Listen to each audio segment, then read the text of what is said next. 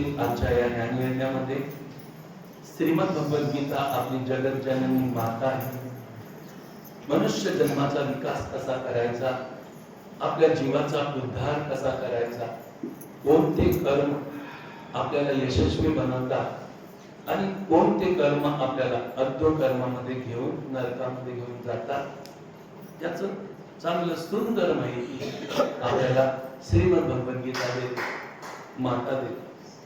यामध्ये आपण 5वा अध्याय कर्मसन्यास योग या अंतर्गत बसलेलं तत्वज्ञान समजून घेण्याचा प्रयत्न करत आहोत. वास्तविक आपल्या जीवनातल्या अमृत तत्वाच्या घडामोडी आणि विष तत्वाच्या घडामोडी, कर्म आपली होत आहे, होत होती आणि होणार, पण त्या कर्मात अमृत कसं आलं पाहिजे तर जीवाचं कल्याण होते, आणि कर्म चुकले तर विष आलं तर कसं जीवाचं पतन होते. म्हणून जीवाने या शरीराचा कसा वापर करावा कर्मामध्ये, त्याविषयी श्रीमद भगवद्गीता आपल्याला ज्ञान सांगते. आणि तुम्ही आम्ही जीवच आहोत. आपल्याला 14 लोक, अनंत लोक दिव्य अधिकारात ठेवले, पण ती प्राप्त करण्याचं तत्वज्ञान गीता माता देते. या संसाराचं सुख तर आपण भोगतच आहोत, आणि या संसाराचं सुख आपण भोगून गेलो, आणि भविष्यात हा संसार काय सुख देणार आहे हे आपल्याला माहितीच आहे. या संसारात आचरण अमृताचं, अमृतत्वाची प्राप्ती करून देणार ज्ञान आणि श्रीमद भगवद्गीता देते. म्हणून श्रीमद भगवद्गीता समजून घ्या, नाही तर वाचन करा. श्रीमद भगवद्गीतेचं 18 वेळा वाचन करणाऱ्याला भगवंत कृपा करतात. किती वेळा? 18. भगवंत त्याच्यावर कृपा करतात. म्हणून वाचन करा. जेवढं वाचन गीतेचं करा, तेव्हा रविवारचा सत्संगातले विचार आपल्याला पकडता येतील. जर गीता वाचनच नाही केलं तर गीता कशावर आधारित आहे, कोणत्या कर्मावर आधारित आहे, आणि कोणाचा उद्धार करते, शरीराचा की जीवाचा? दोघांचा उद्धार करते. शरीराचा उद्धार आरोग्यात, सशक्त आणि स्वधर्मात, आणि जीवाचा उद्धार जन्म मृत्यूच्या चक्रातून करते. या दोन्ही गोष्टी आपल्याला हव्या. एक तर या शरीर सशक्त, आरोग्य आणि स्वधर्म, आणि जीवाचा उद्धार. कारण 84 लक्ष योन्यांच्या या कालचक्रामध्ये तुम्ही आम्ही भयानक दुःख भोगत आहोत. भले आपल्याला समजत नसेल, एखाद्या अज्ञानी बालकाला आई काय सांगते ते समजत नसते, पण ते अज्ञानी असते, पण पुढे तेच बालक जेव्हा ज्ञानी होते तेव्हा आई काय समजते, सांगते ते समजते. तसं आज आपण थोडेसे या आसक्त आहोत, या जड शरीरामध्ये, जड तत्व आहोत. म्हणून कधीही श्रीमद भगवद्गीता माता आपल्याला समजवते, पण ते कधी आकलन होत नाही, परंतु ते चुकीचं आहे किंवा अयोग्य आहे हे नाही, आपल्याला समजत नाही म्हणून ते अयोग्य आहे असं मानू नये. आपल्याला समजत नाही म्हणून ते चुकीचं आहे मानू नये. उलट मला समजत नाही, आई मला काय सांगते, मी चुकीचं आहे, कारण या जड तत्वात आकर्षित झालोय, म्हणून हळूहळू मी या जड तत्वातून माझं आकर्षण कमी करून आईने जे समजवले ते समजून घेण्याचा प्रयत्न करीत आहे. आज नाही तर उद्या समजणार, रोज अभ्यास करणार, त्याला तर समज येणार. तर श्रीमद भगवद्गीता आपल्याला मार्गदर्शन करते. भगवत पर्ण बुद्धी कर्म करण्याची आणि कर्मप्रधान कर्मयोगाची प्रशंसा करून कर्मयोगाचे कर्म आत्मशुद्धीसाठी कारण असल्याचं कारण सांगते. आता आत्मशुद्धी हा वाक्य फार महत्वाचा आहे. आता आपला आत्मा जेव्हा शुद्ध होईल तर परमात्म्यात विलीन होईल. म्हणजे या देहातच परमात्मा प्रगट होईल. परमात्मा तिकडे आहे असं नाही, आत्मशुद्ध झाला तर तोच परमात्मा आपल्या देहात प्रगट होईल. समजा आपल्या देहातच परमात्मा प्रगट झाला तर समजा आपलं शुद्धीकरण झालं. आणि जोपर्यंत देहामध्ये परमात्मा प्रगट होत नाही तोपर्यंत आपल्या इंद्रियांना वळण लागत नाही, इंद्रिय नियमित होत नाही, इंद्रिय शुद्ध होत नाही, आणि इंद्रिय सात्विक बनत नाही, मग कर्म सुद्धा बनत नाही, आणि मग अनुभव पण येत नाही. मग अनुभव नाही आला, अनुमान आला तर मनुष्य जंजालमध्ये अडकतो. अनुमान हा माणसाला भटकवत राहतो. म्हणून अनुमानित बनू नका, थोडं कष्ट करा आणि अनुभवी बना. खरं आणि खोटं पारखून घ्या. श्रीमद भगवद्गीता ज्या मार्गदर्शनाखाली आपल्याला ठेवते त्या मार्गदर्शनाला घेऊन आचरण करण्याचा प्रयत्न करा. तर आपल्याला आपल्या देहातच ईश्वर कसा आहे, आनंद कसा आहे, प्रसन्नता कशी आहे, अरे जन्म आणि मृत्यू आपल्याला नाही, हे आपल्याला याच देहात करेल. याच देही याची डोळा भोगी जे मुक्तीचा सोहळा. मुक्त होतो, मुक्त आहोत आणि मुक्तच राहू. बद्ध नव्हतो, बद्ध नाही आणि बद्ध राहणार नाही. हे श्रीमद भगवद्गीतेचं ब्रीद आपण समजून घेतलं पाहिजे. दुःख कोणाला आहे, शोक कोणाला आहे, भय कोणाला आहे, अज्ञानजन्य भ्रमाला आहे,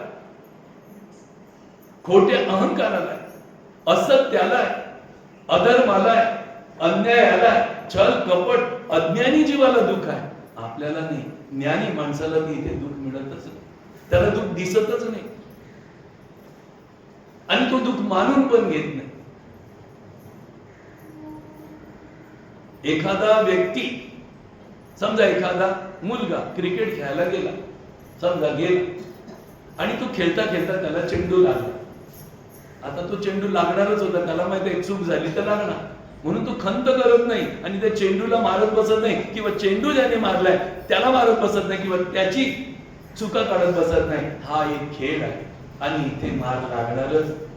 मारणारा मुद्दामून मारत नाही, खेळामध्ये लागणार. तसा हा संसार एक खेळ आहे. एखादा व्यक्ती आपल्याशी भांडतो, तो भांडणारच. या संसारामध्ये भांडणाशिवाय काय होणार. एखादा व्यक्ती आपल्याला दुःख देतो, तो देणारच. हा संसारूपी खेळ आहे. दुःख देणं त्याचं कर्तव्य आहे, पण सहन आणि समजून घेणं माझं कर्तव्य आहे. संसार हा तुम्हाला सुख देईल असं नाही, मान देईल असं नाही, लाभ देईल असं नाही, मोठं पद देईल असं नाही. हे मोठं पद दिलं तर लहान पद पण तुम्हाला देईल आणि खानिकेचे. मान दिलं तर तुमचा अपमान पण करेल. तुम्हाला सुख दिलं तर तुम्हाला दुःख पण देईल. अशा या संसाराच्या अंगामध्ये असे अंकुश आहेत. म्हणून संत म्हणतात, संसारच्या अंगी अवघीच व्यसने आम्ही कीर्तने शुद्ध झालो. भगवंताची कीर्ती, भगवंताची स्तुती, भगवंताचं स्मरण आणि भगवंताचं चिंतन आणि भगवंताच्या आठवणामध्ये आम्ही सुखी झालो. सुख याच्यामध्ये त्याच्यामध्ये नाही, ते आपल्याला समजून घ्यायचं आहे. तर भगवंत येथे म्हणतात अर्जुनाला, बोला, ब्रह्मणाय धाय कर्माणि संग त्यक्त्वा करोति यः लिप्यतेन स पापेन पद्मपत्रमिवावसा.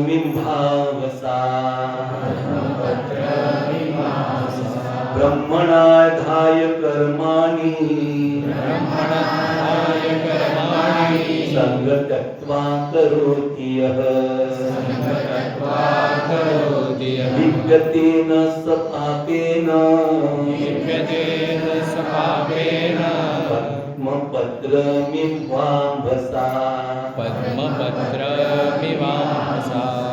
श्रीमद भगवद्गीता आपल्याला मार्गदर्शन करते. येथे अर्जुनाला भगवंत सांगतात की जो पुरुष सर्व कर्म परमात्म्याला अर्पण करतो आणि आसक्ती सोडून कर्म करतो, तो पुरुष पाण्यातील कमलपात्राप्रमाणे पापाला लिप्त होत नाही. इथे पण सुंदर माहिती दिली. जो पुरुष कर्म तर करतो, कर्म तर करायचेच आहे आणि कर्म होणारच आहे. जन्म झाला मरेपर्यंत कर्म होणार, श्वास घ्यायचे तरी कर्म होणार, घाबरायचे पण कर्म होणार, हर्षित व्हायचे कर्म होणार, सगळे कर्म होणार. पण ते सगळे कर्म कोणामुळे होतात? ही दृष्टी कोणी चालवली? कर्ण कोण चालवते? मुख कोण चालवते? या शरीराच्या रोमारोमामध्ये कोण वास्तव्य करते? आणि तो या शरीरामध्ये येतो तेव्हा हे सगळं सुरू होते आणि तो गेला की ठप्प होते. असा हा तत्वज्ञानी व्यक्ती जे जे कर्म करतो ते मी करत नाही, सर्व भगवंत करतो, भगवंतालाच अर्पण करतो. असा व्यक्ती या संसारामध्ये कसा राहतो? तर जसं कमल पात्र पाण्यात असूनही पाण्यापासून अलिप्त, तसा या दुःख रूपी संसारात राहून तो भक्त अलिप्त राहतो. असा अलिप्त राहण्याचा युक्तिवाद भगवंताने सांगितला. आता भगवंताला कर्म अर्पण करायची हा मोठा विशेष भाग आहे. महावाक्य आहे, भगवंतालाच का अर्पण करायचे, आम्हाला का? मला सांगा, आईचाच आदर का करावा, आईचाच मान का वाढवावा, आईची स्तुती का करावी आणि आईसाठीच का जगावं? तर त्या आईने आपल्याला पोटात झेललेलं असते आणि आपल्याला प्रस्तवलेलं असते, आपली निर्मिती तिने केलेली असते.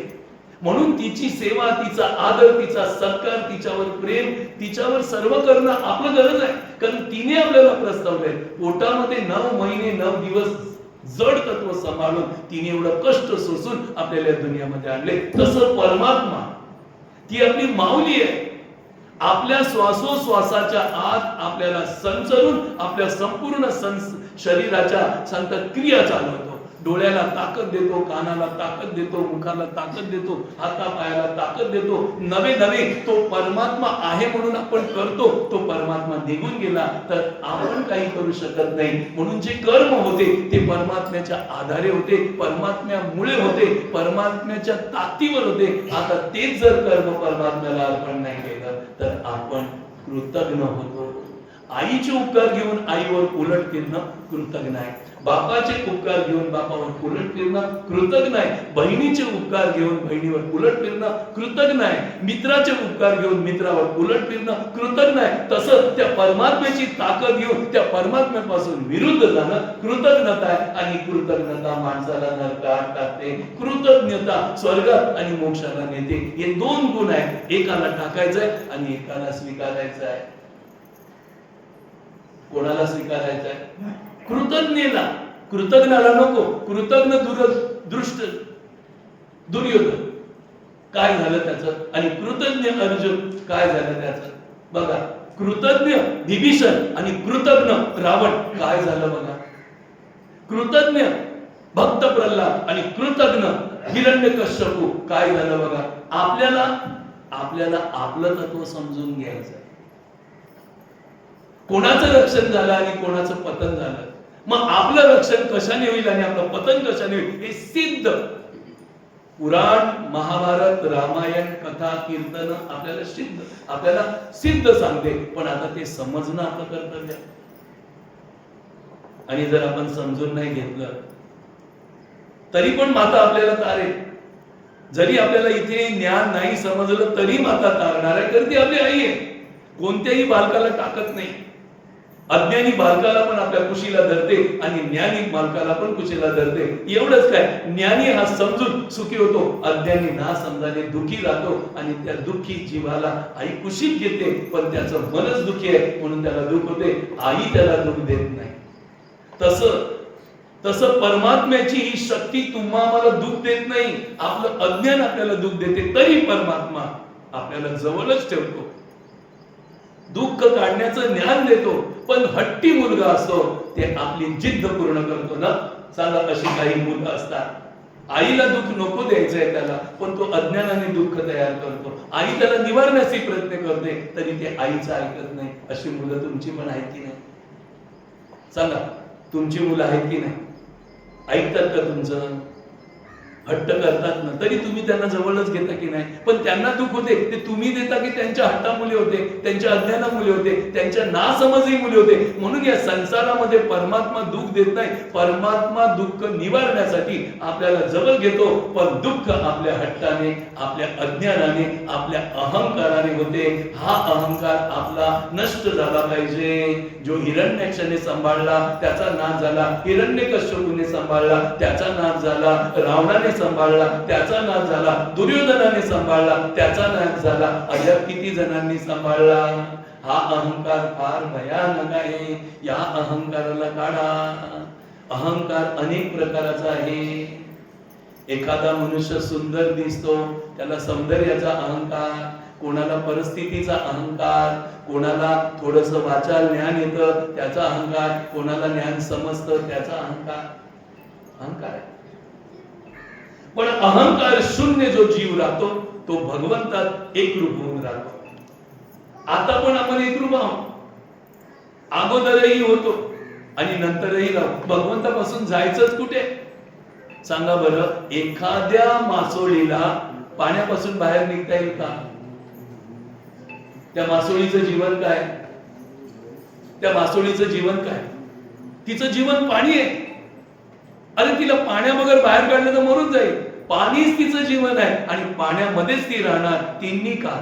होती आहे आणि राहील. पाण्याबरोबर तिचं जीवन नाही. तसं तुमचं आमचं परमात्म्याबरोबर, हा प्राणरूपी परमात्मा, त्याबरोबर आपलं जीवनच नाही. तो प्राण नाही तर आपण नाही, तो प्राण परमात्मा आहे.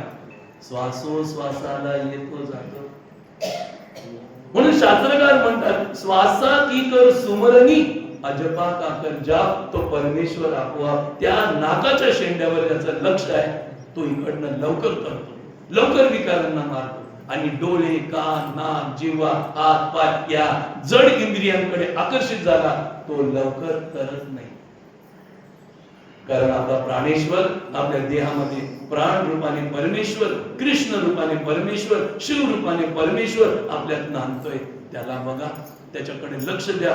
त्याचंच हे सगळं जगत आहे आणि तो चालवतो. आपण नुसता भास आहे म्हणून अहंकार करू नका. काल एक सुंदर कथा सांगितली होती कीर्तनामध्ये. अहंकार कालिदासांना झाला होता.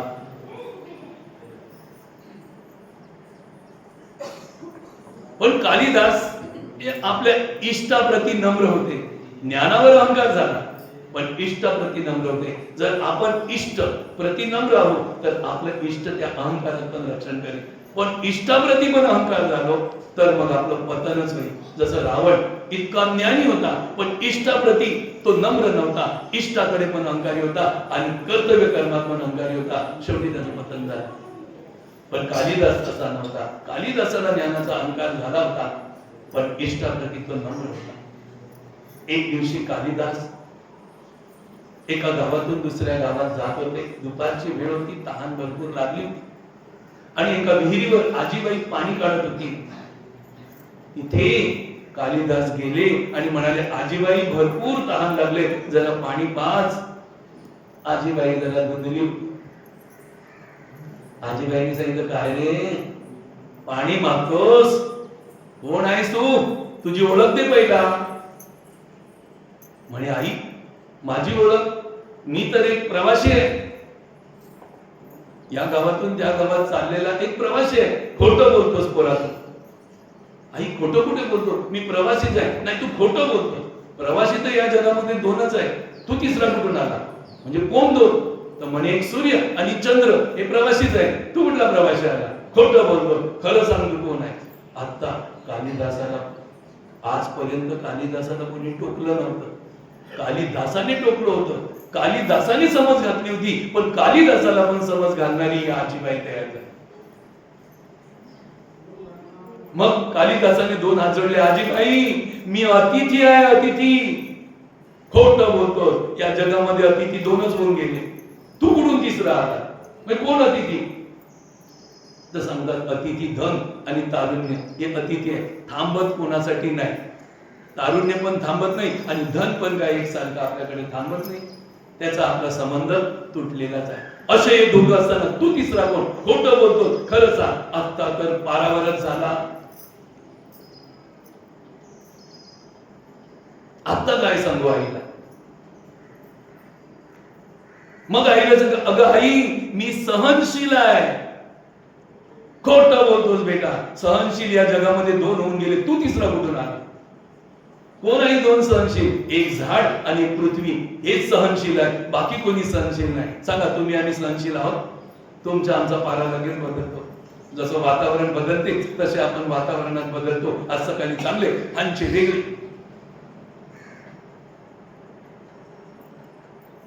खोटा बोलतोस तू. खरं सांग आता काय करायचं? मग आई कंटाळला आणि म्हणून मी हट्टी आहे. खोटा बोलतोस तू हट्टी. त्या जगात दोनच हट्टी होऊन गेले, तू तिसरा कुठून आला? आणि कोण दोन हट्टी? तर म्हणे एक नख आणि एक केस किती कापले तरी वाटत ते चंचीची सोडत नाही. आता काय करू? ये आई मी मूर्ख आहे. खोटा बोलतोस. मूर्ख या जगात दोनच होऊन गेले, तू कोण मूर्ख आला? कोण मूर्ख? तर म्हणे एक राजा राज्यपद नाही तरी गादीवर बसायची तयारी करतो आणि एक पंडित त्याचं काय ज्ञान नाही तरी पंडिताई करतो. हो बोल तू कोण आहे? आता तर पारावर राहिला नाही, बोलायला जागा नाही, अंगाची तलकी झाली. ही आई काय असामान्य दिसते, तिच्या पुढे माझी काय शिंदार नाही. सरळ नम्र झाला, अहंकार सोडून दिला, तेव्हा ती आजी नव्हती, इष्ट त्याची सरस्वती माता होती, जिचं त्याने अभ्यास केला होता आणि प्रसन्न करून तत्वज्ञानी झाला होता. तेव्हा सांगितलं, बाळा किती पण ज्ञान झालं, काही आलं आपल्याकडे, तरी त्याचा अहंकार करू नको, कारण तू यायच्या अगोदर इथे तत्व होती आणि त्या तत्वातून तू तत्वज्ञानी झाला आणि तू जाशील तरी ती तत्व तिथेच असतात. त्या गोष्टीचा तू अहंकार काय करतोस? पृथ्वी इथे होतीच, या पृथ्वीवर तुम्ही आम्ही आलो, आता सांगा जागा जमिनीचा अहंकार काय करता? आणि सोडून गेली तरी ती इथेच आहे. हवा अगोदरच होती, हवेत आपण आलो आणि परत हवेला सोडून जाणार, आपण काय अहंकार करायचा? अग्नी इथे होता, अग्नीत आपण आलो, अग्नीला सोडून आपण जातो, आपण काय करणार सांगा? पाणी इथे अगोदरच होतं, पाण्यात आपण आलोय आणि पाण्याला सोडून जाणार. आकाश अगोदरच होतं, आकाशात आलो आणि आकाशाला सोडून जाणार. खम ब्रह्म अगोदरच होतं, या ब्रह्मामध्ये आपली निर्मिती झाली आणि ब्रह्माला सोडून जाणार. इथे आपलं काय आहे? कसला अहंकार करायचा, कसला मीपणा करायचा, कसला माझेपणा करायचा, कोणत्या गोष्टीचा गर्व करायचा? थोडा विवेक कर. या अहंकारानेच तर आपलं पतन केलंय, या अभिमानानेच आपलं पतन केलंय. म्हणून आपण ज्या दिवशी श्रीमद भगवद्गीतेचे विचार जसे आहेत तसे भगवंताचे विचार आपण आचरणात नाही आणत किंवा समजून घेत नाही, तिथपर्यंत आपलं दुःख आपणच निवारण करणार. आपलं दुःख कोणी निवारण करणार नाही, आपलं दुःख आपल्यालाच निवारण करायचं. हा, आपलं दुःख निवारण्याचा मार्ग आपल्याला सापडेल, पण त्या मार्गावर समजून आणि चालणं आपलं कर्तव्य. काही लोक तो मार्ग समजून घेत नाही आणि त्याच्यावर चालत नाही. किती मुलं आहेत अशी, आई बाबा चांगलं मार्गदर्शन करतात, पण मुलं आपला हट्ट सोडत नाही, ते आपल्या मार्गाला जातात आणि दुःख भोगतात. त्याला ती समज नाही. तसं परमात्मा आणि श्रीमद भगवद्गीता आपल्याला मार्गदर्शन करते, पण आपला हट्ट किंवा आपला अज्ञान आपल्याला हे समजून देत नाही. चूक कोणाची आहे? भगवंताची, श्रीमद भगवद्गीतेची, की आपण या संसारात नश्वर पदार्थात निर्माण केलेल्या जड बुद्धीची, जड मनाची आणि जड कृतीची. चूक आपली आहे, आपण चूक सुधारवली पाहिजे. आपल्याला मार्गदर्शन होत आहे, पण ते मार्गदर्शन घेतलं पाहिजे. मुलं शाळेत जातात, मार्गदर्शन घेतात तेव्हा पास होतात. गुरुजींचं ऐकत नाही ते नापास होतात. असं नाही की शाळेमध्ये सगळेच पास होतात, नापास होणारे पण आहेत. आणि असं नाही की सगळे नापास होतात, पास होणारे पण आहेत. जे मार्गदर्शनाखाली आपलं जीवन ठेवतात ते पास झाल्याशिवाय राहत नाही, आणि जे मार्गदर्शनाखाली राहत नाही ते नापास होतात. आता तुम्हाला भगवंतानी श्रीमद भगवद्गीता ज्ञान शिकवते, मार्गदर्शनाखाली तुम्ही जर आचार धर्म स्वीकाराल तर तुम्ही पास व्हाल. आणि नुसतं मार्गदर्शनाखाली राहाल पण काही घेणार नाही तर नापास होणार. सांगा, विद्यार्थी नापास झालेला चांगला की पास झालेला चांगला? तुमची पोरं पास झालेली चांगली की नापास झालेली चांगली? आता बरोबर कर. पोरं तुमची नापास झालेली चांगली की पास झालेली चांगली? मला माहिती आहे पास झालेली. पण ती कधी होती? जेव्हा गुरुजी शाळेमध्ये जे अभ्यास तंतोतंत नियम देतात त्या नियमाचं पालन करून अभ्यास करतील तर पास होतो. तसं भगवंत आपल्याला, श्रीमद भगवद्गीता आपल्याला काही ज्ञान सांगते, नियम सांगते, त्या नियमाला तंतोतंत पालन केल्याने आपण पास होणार. नको आपल्याला 100% व्यासपीठावर बसायचं नाही, पण आपल्याला 80%, 70%, 50%, 35% तरी तर पास व्हा. एकदम नापास तर नका. श्रीमद भगवद्गीता किती सुंदर मार्गदर्शन करते. पुढे भगवंत सांगतात, कायेन मनसा बुद्ध्या, बोला, कायेन मनसा बुद्ध्या कैवलेन्द्रियैरपि योगिनः कर्म कुर्वन्ति संगत्यत्वात्मशुद्धये. कायेन मनसा बुद्ध्या कैवलेन्द्रियैरपि योगिनः कर्म कुर्वन्ति संगत्यत्वात्मशुद्धये. संगतत्वात्मशुद्धये. भगवान इथे सुंदर मार्गदर्शन करतात. भगवान म्हणतात की कर्मयोगी ममत्व बुद्धी सोडून केवळ इंद्रिय, मन, बुद्धी आणि शरीर यांच्याद्वारे आसक्ती सोडून अंतःकरणाच्या शुद्धीसाठी कर्म करतो. आता सांगा, तुम्ही आम्ही जे कर्म करतो हे यामध्ये सांगितल्याप्रमाणे आहे की वेगळं आहे? वेगळं आहे तर याप्रमाणे सांगण्याचा प्रयत्न करावा. आजच्या आज झालं पाहिजे गरजेचं नाही, आणि उद्या झालं पाहिजे गरजेचं नाही, आणि होणारच हे पण गरजेचं नाही, नाही होणार हे पण गरजेचं नाही. फक्त प्रयत्न करा. प्रयत्न आधी परमेश्वर आहे. प्रयत्न करणाऱ्याला देव मिळतो. प्रयत्नवादी आणि जडवादी असे दोघ जण कैदी एका कालोखामध्ये कोंडून ठेवले होते. एक जडवादी होता, असे तमिले, प्रयत्न काय करत नाही, आणि एक प्रयत्नवादी होता. दोघांना पक्की भूक लागली होती आणि पूर्ण अंधार होता. भूक तर लागले. एक होता असे तमिले, गेलं ते लावायला, प्रयत्न काय करत नाही. एक प्रयत्नवादी होता, तो लागला चाचपट आहे. नंतर टाइम झाला तेव्हा ताट सरकवून ठेवलेलं जेलमध्ये. प्रयत्नवादी होता, त्याला ते ताट मिळालं आणि त्याने बका जेवला आणि तृप्त झाला आणि ढेकर दिली. तेव्हा कळलं, काय रे काय झालं? अरे मला जेवण मिळालं, मी जेवलो, तृप्त झालो. अरे मग मला, तू प्रयत्न नाही केले, राम उपाशी. प्रयत्नवादी म्हणून प्रयत्न आधी परमेश्वर. प्रयत्न करा, यश अपयश भगवंतावर टाका, लाभ हानी भगवंतावर टाका, चांगलं वाईट भगवंतावर टाका. फक्त आपलं कर्तव्य कर्म करीत राहा. मागे हटू नका, आळशी होऊ नका, अविचारी होऊ नका, प्रमादी होऊ नका, कंटाळा करू नका, आजचं उद्यावर टाकू नका. जे काम करायचं आहे ते सुंदर रीतीने काम करा.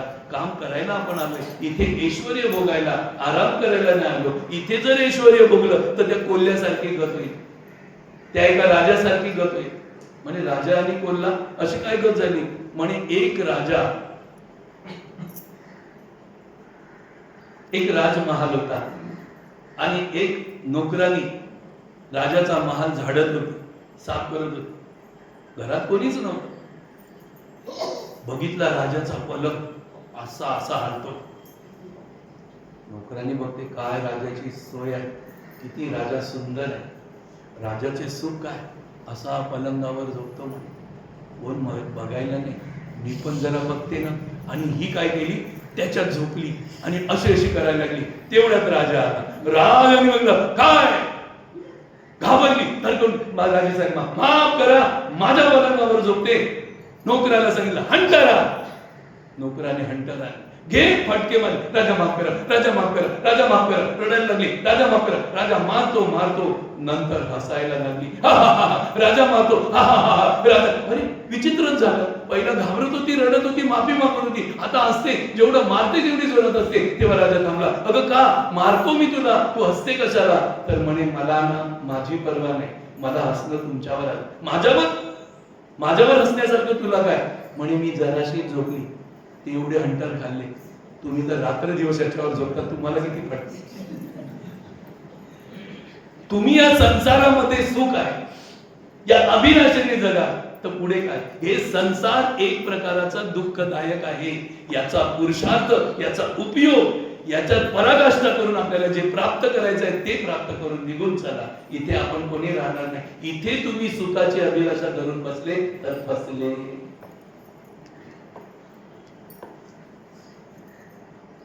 जय गोविंद जय गोपाल, जय गोविंद जय गोपाल. त्यागामुळे शांती आणि कामनेमुळे बंधन तयार होतात. जे आपण कर्म करतो त्या कर्मात आसक्त झालो, ते फळ आपल्या जवळ ठेवलं तर दुःख होते. आणि जर ते कर्म अनासक्तीने भगवंताला समर्पित केलं तर सुख तयार होते. त्याचं महत्व तिसऱ्या श्लोकामध्ये सांगतात.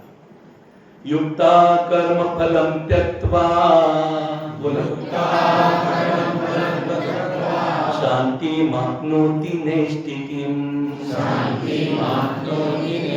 अयुक्ता कामकारेण फले सत्तो निबद्धते सत्तो निबद्धते युक्तः कर्म फलं त्यक्त्वा कर्मफलं त्यक्त्वा शान्तिमाप्नोति नैष्ठिकीम् शान्तिमाप्नोति नैष्ठिकीम् अयुक्ता कामकारेण अयुक्ता कामकारेण फले सत्तो निबद्धते. सत्तो निबद्धते. भगवान इथे सुंदर मार्गदर्शन करतात. भगवान असे म्हणतात की कर्मयोगी कर्माच्या फलाचा त्याग करून भगवत प्राप्तिरूप शांतीला प्राप्त होतो. पण याच्या उलट जो कामना शरीरामध्ये ठेवून असलेला पुरुष कामनांच्या प्रेरणेने फलामध्ये आसक्त होतो, रागद्वेष ईर्षा माग तुझा करीत बसतो, तो बद्ध होतो, तो या लोकातच राहतो, या लोकातून निघून जात नाही. आता या लोकात राहणं आणि त्या लोकात जाणं यामध्ये तफावत आहे. जसं रात्र आणि उजेड, जसं दुःख आणि सुख, जसं एखादा मनुष्य रोगी आणि आरोगी. चला, एखादा रोगी आहे तो किती दुःखी आहे आणि आरोगी कसा सुखी आहे. तसं जे कर्मफलात आसक्ती बाळगली तर तो दुःखी होतो आणि कर्मफलात अनासक्ती बाळगली तर सुखी होतो. कर्म तर करायचीच आहे. हा आसक्ती कशासाठी बाळगायची? अरे सकाळ आपल्या बरोबर राहत नाही. आजची या तारखेची, उद्याची तारीख आणि सकाळ दुसरी असते, रचना दुसरी असते, वेळ दुसरा असतो. तर ती वस्तू आपल्या जवळ राहत नाही. दुपार पण राहत नाही, संध्याकाळ पण राहत नाही, रात्र राहत नाही, दिवस राहत नाही, आठवडा राहत नाही, महिना राहत नाही, वर्ष राहत नाही, जीवन राहत नाही. हे कालचक्र चालतच राहते. म्हणून या कालचक्रातलं काही घेऊ नका, कारण हे चक्र जे आहे ना परिवर्तनशील, हे दुःख देणार आहे. अपरिवर्तनशील सुख देणार आहे. पण ते अपरिवर्तनशील जे अक्षय आहे, आनंदमय आहे, प्रसन्न आहे, दुःख रहित आहे, ते आपल्याला अनासक्तीने प्राप्त होईल, आसक्तीने नाही. आणि ही आसक्ती तुम्हाला सुटणं मुश्किल आहे. कारण ही आताची, या क्षणाची, या महिन्याची, या वर्षाची किंवा या जन्माची जरी असेल ना तर सुटू शकते. ही आसक्ती अनादी काळापासून आपण पकडून आहोत. या आसक्तीने आपल्याला किती किती किती कुत्रा, मांजर, किडे, मकोडे, जनावर, पशु, पक्षी, जलचर, प्राणी अशा या आसक्तीमुळे आपण आता आलो. या अनादी जन्माची परिपक्व झालेली मोठी ताकद ती एका जन्मात किंवा या क्षणात हळूहळू होईल. पण त्याचा प्रयत्न करील तो होईल. प्रयत्न नाही करणार तर कसं काय? काही गोष्टी समजण्याचा प्रयत्न केला पाहिजे. तर भगवंत इथे असे म्हणतात, द्विधा सांगतात. एक आपल्याला सोडवणूक आहे आणि एकामध्ये आपल्याला बंधन आहे. बंधन काय आहे आणि सोडवणूक काय? आपल्या बरोबर जाते काय आणि इथे राहते काय याचा विचार केला तर मनुष्य अनासक्त होऊ शकतो. पण आपल्या बरोबर जाते काय, इथे राहते काय याचा विचार नाही केला, फक्त समोर ज्या वस्तू दिसतात त्या माझ्या आहेत आणि माझ्यासाठी आहेत अशी आसक्ती ठेवली तर त्याला दूरदृष्टी प्राप्त होत नाही आणि तो इथेच बसून राहतो. आतापर्यंत आपण तेच करत आलो. आताही आपण इथेच आहोत. आता कुठे श्रीमद भगवद्गीतेचा आणि भगवान श्रीकृष्णांचा आणि मार्गदर्शनाचा आधार मिळालाय. याच्या पुढचं भविष्य आपलं सुंदर होईल. पण मनावर ज्ञान आपण घेण्याचं आकलन करू तर या ज्ञानावर सुद्धा आपण अविश्वास करू, या सत्संगावर अविश्वास करू, त्यांचं तर मी काय सांगू शकत. मार्गदर्शन आहे तिथे मुलगा सुधारतो का खेळ कूद, जिथे रागद्वेष आहे तिथे मुलगा सुधारतो. कुठे सुधारतो तुमचा मुलगा? कुठे सुधारेल? तू मार्गदर्शनाखाली सुधारशील का खेळून खेळून मौज मजा करशील तेव्हा सुधारशील? मग आपण या सत्संगात येऊ, सत्संग श्रवण करीत राहू, तेव्हा आपल्याला भगवंत पुढची गती देतील. पण सत्संगावरच विश्वास ठेवला नाही, सत्संगाचा आदर केला नाही, सत्संगाचा सत्कार केला नाही, जिथे श्रीमद भगवद्गीता आपल्याला मार्गदर्शन करते, भगवान श्रीकृष्ण मार्गदर्शन करला, तिथे जर आपण आळस केला तर आपण नापास होऊ ना. काय हो? नापास. म्हणून इथे भगवंत म्हणतात की कर्मात योगी जो कर्माच्या फलाचा त्याग करून भगवत प्राप्ती रूप शांतीला प्राप्त होतो. पण जो कामना, इच्छा, वासना या जगाचीच ठेवतो, या जगातच सुख शोधतो आणि इथेच कराय आणि याच्यासाठी वाटेल ते करायला तयार होतो, असा मनुष्य फळामध्ये आसक्त होतो आणि तो बद्ध होतो, तो पुढे जात नाही. काल मी एक सुंदर कथा सांगितली होती. लक्षात ठेवा, आपलं काय, आपल्या बरोबर काय जाणार आहे. एका राजाला 4 राण्या होत्या. सांगितलेली मस्त कथा. कीर्तनाला आले होते त्यांना माहिती, बाकी तुम्हाला नाही माहिती. सांगतो. 4 राण्या होत्या. पहिली राणी होती, तिला तर तो बघतच राहाय, सुंदर, तिच्याकडेच बघतच राहायचं टकला. दुसरी राणी होती, तिच्या बरोबरच राहायचं. आणि तिसरी होती, तिला बरोबर घेऊनच फिरायचं. आणि चौथी होती, तिच्याकडे लक्षच द्यायचं नाही, तिच्याकडे बघायचं पण नाही, तिला मानायचं पण नाही, तिच्या सान्निध्यात जायचं पण नाही. अशा या राजाच्या 4 राण्या. पण निसर्ग काय चुकतो का? प्रत्येकाला भोगावा लागतो. आज ही जवान पोरं आहेत, उद्या नोकरी होणार आहे. आज आपल्याकडे जी ताकद आहे, उद्या आपल्याला खंगाल केलं जाणार आहे. या शरीरावर विश्वास नका ठेवू. उद्या आपल्या हातात काठी, तेव्हा काय? मग तेव्हा आपल्या मुलांना संस्कारी बनवून ठेवा, तर ती आपली काठी बनतील. पण तीच मुलं जर कुसंस्कारी झाली, आपले हाल करतील. सांगा, आपले हाल झाले पाहिजे, हाल होऊन मेले पाहिजे का शांती, नामस्मरण आणि चांगलं मुलांना संस्कार दिलेत म्हणून आनंदाने मेले पाहिजे? कसं झालं पाहिजे आपल्याबरोबर? तर आतापासून सुरुवात करा. थोडं मुलांना पण सत्संगात घेऊन येतो. मी बोलतो कधी कधी तुम्हाला वाईट वाटेल, पण त्याच्या मागे तुमच्या भविष्याचं सुख आहे. मुलांना हे आवडणार नाही. मी तुम्हाला सांगतो, आपली जवान पोरं आहे, यांना सत्संग आवडणार नाही. कुठे आहेत जवान? बघा कोण आहे? ही दोघं सोडली, याच्यात तर कोण? तो एक. आपली पोरं कुठे आहे? आणि मग तुम्ही सुखाची अभिलाषा कराल, जाता जाता ती तुम्हाला दुखवतील आणि शांती मिळाली की ते अशांती करतील.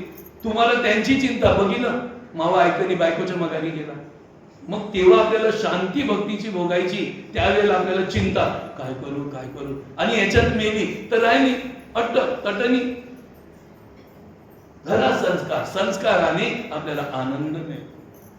मुलांना कळलं पाहिजे, माझी आई देवी आहे, माता आहे, तिची सेवा करणं माझं कर्तव्य आहे. मुलांना कळलं पाहिजे, माझे वडील परमपिता परमात्मा स्वरूप आहे, यांनीच माझं लहानाचं मोठं केलंय, त्यांच्या श्री चरणीच माझं जीवन आहे, यांच्या पुढे नाही, यांच्या आधी माझं जीवन असलं पाहिजे. हे मुलांना समजलं पाहिजे. तसं एका भक्ताला कळलं पाहिजे, भगवंताच्या श्री चरणीच माझी जागा आहे, त्या भगवंतांनीच माझं रक्षण करावं आणि त्यांच्या श्री चरणी नम्र तो भक्त. आणि एखादा शिष्य गुरुच्या श्री चरणीच माझी लिंत आहे, गुरु आज्ञा ही केवलम, असा शिष्य राहतो, तो खरा शिष्य आहे. एक नोकर आहे, तो मालकाची इमानदारीने नोकरी करतो, मालकाच्या पाठीमागे पण आपलं सोळाने इमानदारी देतो, त्या चैतन्याला प्रसन्न करतो, तो खरा नोकर आहे. स्वधर्म हा आपल्या ठिकाणी आहे. एक सत्संगी, एक श्रोता तोच आहे जो गुरुचं वचन ऐकायला हमेशा उपस्थित राहतो, कधी कंटाळत नाही. तो श्रोता, धर्मात्मा श्रोता आहे. अशी आपली काही कर्तव्य आहे, ती कर्तव्य आपल्याला पार पाडता आली पाहिजे. जसा मी एक गुरु आहे, माझी कंबर वगैरे दुखली तरी बॅग उचलून मी गावगावी जातो, ते माझं कर्तव्य आहे. मी तुमच्यावर टाकत नाही का तुम्ही काम करत का नाही, मी तुमची आपली लक्षातच करू. माझं कर्तव्य मला करायचं. माझ्या पाठीमागे माझं बघून करणारी येतील, पण मीच नाही केलं तर माझं बघून करणारी नाही येतील. कचरू बाबा महाराजांनी कासराला जाऊन जाऊन जाऊन पायाला भवरे आणल्या, तेव्हा जाणीव झाली, त्या जाणीवेने दुसऱ्या साधकाला खेचून द्या. कधी कधी आपल्याला पण जाणीव होईल, पण ती जाणीव कधी होईल? जेव्हा आपण आपल्या मोठ्यांचा आदर करू, मोठ्यांचा सत्कार करू, मोठ्यांना मान देऊ, मोठ्यांना महत्व देऊ, तेव्हा ती जाणीव येईल आणि पुढे भगवत कार्य होईल. पण आता मोठे कोण आहेत तुमच्यासाठी? त्यांचा आदर करत जा. भले ते म्हातारे कोतारे असतील, भले ते अविचारी असतील, ते शांत बुद्धीचे असतील, सहनशील असतील, म्हणून त्यांना काही समजत नाही, अशातला भाग नाही. तो त्यांना करता येत नाही अशातला भाग नाही, पण त्याच वेळेला ते आसक्त आहेत, थोडे कमजोर आहेत, त्यांचे आपण हात बनलो, त्यांची कमजोरी दूर करणारी आपली ताकद त्यांना दिली तर ते संतुष्ट होतात आणि त्यांना संतुष्ट करणं म्हणजे भगवंताला संतुष्ट करणं. म्हणून घरात असं वागू नका की घरातली पत्नी दुखेल, भाऊ दुखेल, बहीण दुखेल, आई दुखेल. आपलं आचरण कुटुंबात सगळ्यांना प्रसन्न करणारं पाहिजे, नाही तर नरकाची गती आहे. धर्मपत्नीला दुखवू नका, पतीला दुखवू नका, आई बाबांना दुखवू नका, आजी आजोबांना दुखवू नका, प्रेमाने वागा. सासू सासऱ्यांना सुनानो अजिबात दुखवू नका. भले तुम्हाला ती तुमची आई वाटत नसेल, पण तिने तुम्हाला मुलगी स्वीकारली. माझ्या पोराची बायको म्हणजे ती माझी मुलगीच आहे. त्यावेळेला सुनांनी तिची सेवा करा. कारण जन्मदाती आईवरच मुलीचं आकर्षण असते, पण स्वधर्म काय शिकवतो की जेव्हा ती कन्यादान करते तेव्हा ती दुसऱ्याची होते. त्या कन्यादानाचं फळ तिला स्वर्गात 30,67,00,000 सोनेला आणि 30,67,00,000 जन्मदात्या आई वडिलांना.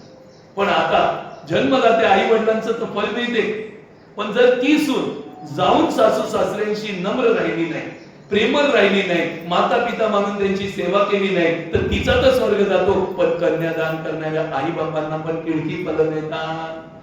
स्वधर्म जो बापा तो नित्य यज्ञ जाणपा, ते तर बापा संसार नाही. आपल्या बरोबर काही जाणार नाही, फक्त आपले कर्म जाणार आहे. ते कर्म काय आहे हे समजून घेतलं पाहिजे. आपल्या बरोबर तिथे आपल्याला सुख देणारं, शांती देणारं, परमानंद देणारं, आल्हाददायक आनंद देणारं आम्हाला इथून घेऊन जायचं आहे, पण ते काय असलं पाहिजे. त्याच मी तुम्हाला कथा सांगतो की एका राजाच्या 4 राण्या होत्या. एकीला तर तो विचारत नव्हता, तिघींमध्ये पडलेला होता मस्त, पण शरीर साथ देत नसते, शरीर खंगार होत जाते. आजचा जवान उद्याचा म्हातारा आहे, आज रेंगडत चालणारा उद्या काठी टेकत चालणाऱ्या या परिवर्तनशील जगतावर विश्वास ठेवू नका. माहिती आहे ना, पहिला आपण रेंगडत होतो आणि आता लोक काठी घेऊन जातात. काठ्या आहेत ना लोकांच्या हातात. असे हे परिवर्तन शरीर, याचा गर्व काय करा, मीपणा काय करा, अहंकार कोणत्या गोष्टीचा करा, या नाशवान वस्तूचा. राजा खंगाल झाला, खाटल्यात पडला, मरणासन झाला. आता थरथर थरथर अंग कापायला लागलं. आता मी चाललो, मी ज्यांच्यावर जीव लावला त्यातली तर कोणी माझ्यावर बरोबर येतील ना. पहिल्या राणीला विचारलं, जिला तो बघतच राहत होता, इतकी सुंदर ती होती, तिच्याशिवाय तो. तिला विचारलं, आता मी चाललो, माझ्या बरोबर तरी येते ना माझ्या सुख दुःखाला. म्हणे मी तुमच्या बरोबर नाही ना, मी तर इथेच राहील, तुम्हाला सोडून देईन. अरे बापरे, राजाला दुःख झालं. जिच्यावर जीव लावला या वेळेला मला सांगते मी तुम्हाला सोडीन, तुमच्या बरोबर येणार. दुसरीला विचार, तिच्या बरोबर सदैव राहत होता, तिला जरा पण सोडत नव्हता, त्यांच्या बरोबर राहत होता. त्या राणीला विचारलं, तू तरी येशील का माझ्याबरोबर? म्हणे मी काय येणार, मी तुमचं उत्तर केले स्मशानापर्यंत तुमची राग मी करून तुमच्यापर्यंत तिथपर्यंत या पुढे येणार नाही, तुम्हीच जा इथे, मी नाही येणार. आता त्या राणीने पण हात वर केले. आता तिसरी राणी, जिला घेऊनच बरोबर रोज फिरायचा, कुठे गेला तरी तिला बरोबर, कुठे गेला तरी बरोबर, आता पण तुम्ही बरोबर घेऊन आला. राणीला तिला विचार, तू तरी माझ्या बरोबर येतेस का आता अंतकाली शेवट माझ्या बरोबर सुख दुःखाला मदत? म्हणे मी नाही यायची, तुम्ही गेले की मी दुसऱ्याच्या बरोबर जायची. अरे राजा तर तडफुडूनच, राजाचा पुढे प्राण होता, थोडा काल काढेल, तो सुद्धा निघून गेला. आणि काय करावं आता, राजा मरणार शोकाने भयाने. तेवढ्यात एक राणी धावत आली, ती चौथी राणी, नाथ नाथ नाथ, माझे नाथ, माझे प्राण परमेश्वरा, तुम्ही आजारी पडलात, मला माहितीच नाही, तुम्ही दुःखी आहात, माहितीच नाही, मी तुम्हाला शोधाल, मी तुमचं दुःख निवारण कर, मी तुमच्या बरोबर यायला तयार, तुमचं सुख ते माझं, तुमचं दुःख ते माझं, तुमच्या यातना त्या माझ्या यातना, मी तुम्हाला तिथे पण येऊन मदत करायला तयार. तेव्हा राजाला जरा बरं वाटलं आणि मग राजाने आनंदाने प्राण सोडला. ही नसती तर दुःखाने प्राण सोडला असता, दुःखाने प्राण गेला असता तर राजा अधोगतीला गेला असता, राजाने आनंदाने प्राण सोडला, राजा सद्गतीला गेला. पण राजाला सद्गती देणारा कोण होता? जो मरणात जेव्हा दुःखात आपले आई वडील आपल्याला आई वडील तडपतात त्यावेळेला आसरा देणारी पोरं खरी समाधानी आई वडिलांना करून गुजरवर येतात. पण मरताना सुद्धा काही लोक हॉस्पिटलमध्ये पण पोरं जात नाही. बरी ही कथा होती, काल्पनिक होती, हा दृष्टांत होता, पण सिद्धांत काल्पनिक नसतो. सिद्धांत आपलं जीवन असते, ते आपल्याला समजत नाही म्हणून काल्पनिक दृष्टांत तयार करावा लागतो. आता तो राजा कोण होता? त्या 4 राण्या कोण होत्या? तो राजा कोण? आपणच जीव आहोत ना, आपणच राजा. आणि ती पहिली राणी जिच्याकडे तो बघतच राहील, त्या राणीचं नाव आहे देह. बघत राहता ना आशा, देह. जेव्हा राजा जायला निघाला तो सांगतो तुम्ही जा, मी तर तुम्हाला इथेच राहणार, तुमच्या बरोबर नाही येणार, तुम्हाला सोडून देणार.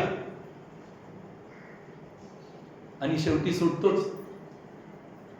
ना जीव, देह सोडतो ना, ही राणी सुटून जाते, राहत नाही. पण तिच्यासाठीच तो रात्र दिवस बघत दुसरी राणी जिने सांगितलं मी स्मशानापर्यंत येईन, तुमची विल्हेवाट करीन, तुमच्या बरोबर येणार नाही. त्या राणीचं नाव आहे स्वजन, कुटुंबीजन, भाऊ बंधू नाती गोती. ही फक्त स्मशानापर्यंत येतात, मग आपल्या बरोबर येत नाही, एकटंच जावं लागते. तिसरी राणी सांगते मी तुम्ही गेले का दुसऱ्याच्या मागे जाईल. जिला रोज घेऊन बरोबर फिरत होता, एवढे लाड तिचे करत होता, तिच्या बगर राहत नव्हता, कुठे गेला तरी तिला बरोबर, कुठे असं नाही की तिला घेऊन नाही गेला, सर्वीकडे तो घेऊन गेला. तरी ती राणी वेळेला सांगते तुम्हाला सोडून दुसऱ्याच्या मागे लागेल. त्या राणीचं नाव आहे धर्म ना, सगळीकडे घेऊन फिरता, कुठे पण जा तिला बरोबरच नेता की नाही नेता ना, पण ते सुद्धा नंतर दुसऱ्याच्या मागे लागेल, आपल्याकडे नाही.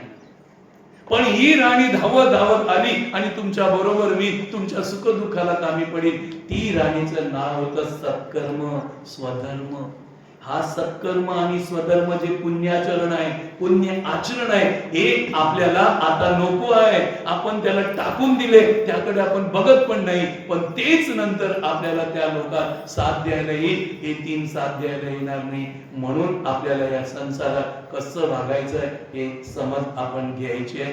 आता यातलं प्रकरण पुढच्या रविवारी 13व्या श्लोकापासून आपण घेऊया. चला. ओम पूर्णमदा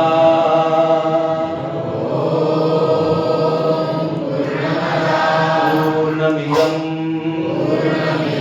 पूर्णात्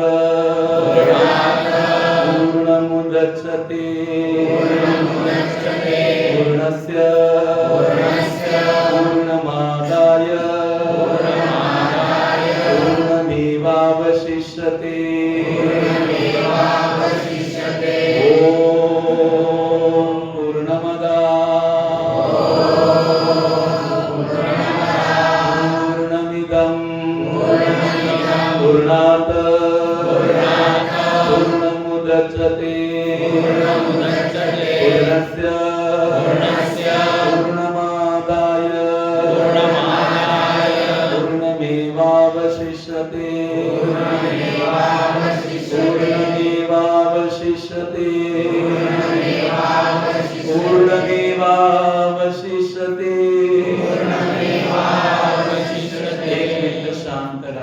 हे परमात्मा, हे सच्चिदानंद, या कलियुगाच्या प्रभावामध्ये आम्ही धर्मात्मक वागू, स्वधर्माचं पालन करू, काही तुम्ही दिलेले या कलियुगाचे नियम पालन करू इच्छा आहे आमची.